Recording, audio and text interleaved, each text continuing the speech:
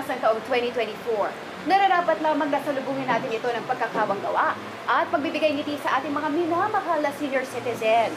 At dahil espesyal ang ating episode ngayong hapon, makasama natin ang better half ni Handstand na si Gina Tan. Welcome to the show. Thank you, Meg. Today we have a very special episode on Live Better. So sa halina at samahan nyo kami dito sa Little Sisters of the Abandoned Elderly in San Juan. Let's go!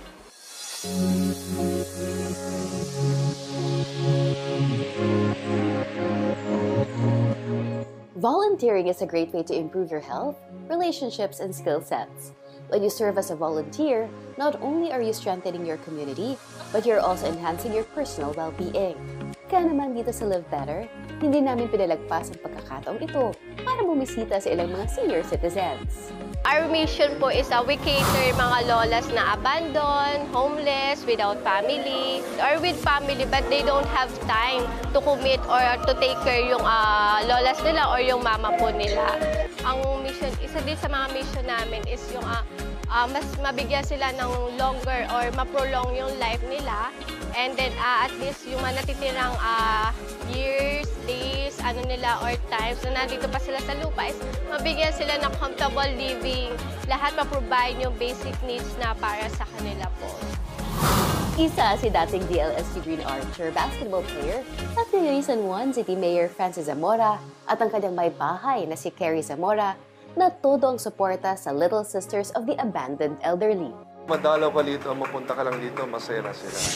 Because as you may see, not a lot of people really come and visit. So yung minsan napunta ka rito at nakamustahin mo sila. Ito si Kerry, naghandog pa ng choir. No? Nandito yung Corazon de Jesus Choir. At kumakanta sila ng mga Christmas songs for our lolas. No? It really makes them happy. It puts smiles on their faces. It uplifts their morale. Ayon kay Sister Sandra da Silva, ang simpleng pagdalaw sa kanilang mga senior citizens ay malaki ang nagiging epekto para sa kanilang overall health. They know that the people approach them, they feel the love of the people. Of course, spiritual, mentally, they feel happy. Para naman kay Luz Hailo, ang pinakamatagal na caregiver sa pasilidad, importante ang physical fitness at ang daily active routine ng mga matatanda para sa pagpapahaba ng kanilang buhay. Binabawalan namin sila pag halimbawa diabetic, control ang pagkain. Ang pag halimbawa may mga high blood, control din ang pagkain. Minsan nagagalit sila pero hindi pa napaliwanag namin na kung gusto ninyo na magiging mahaba ang buhay, sundin ninyo kasi iyon ang talagang makakabuti sa inyo. Mag-exercise, mag-drawing sila para yung mga isip nila na hindi mawawala yung yung memory nila. Minsan kasi may mga Alzheimer na. Kaya makukulit na sila na akala ng iba yung matigas sa mga ulo pero kasi hindi nila naintindihan. Kaya yun ang mga ginagawa namin ng mga activities nila para kumbaga hindi nila makalimutan. Bagamat 84 years old na, na-impress naman kami sa talas ng isip at pagiging maliksi ni Lola Cora Fortus, dating professor ng University of the East. I enjoyed life here. I did not realize that 13 years have passed because there are many activities. First, so we have the mass at early morning, then breakfast, and then activities like yoga, and then if there are visitors to entertain, we do.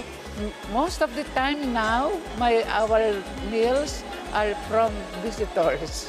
So, pero yung meals na prepared by the kitchen, I also like them because it is more of vegetables.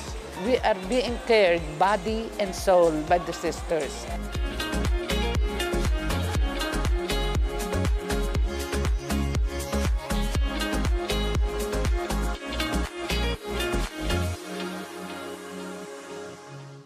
Ang pagkakawang-gawa ay maaari ding makatulong sa ating mental at physical health. Maaari nitong bawasan ang stress, labanan ng depresyon, panatilihing masigla ang ating pag-iisip, at nakapagbibigay ng kabuluhan sa ating mga buhay. At dyan na nagtatapos ang ating episode ngayong hapon. My name is Meg Xiaba. And I'm Gina Tan, encouraging everyone to live better.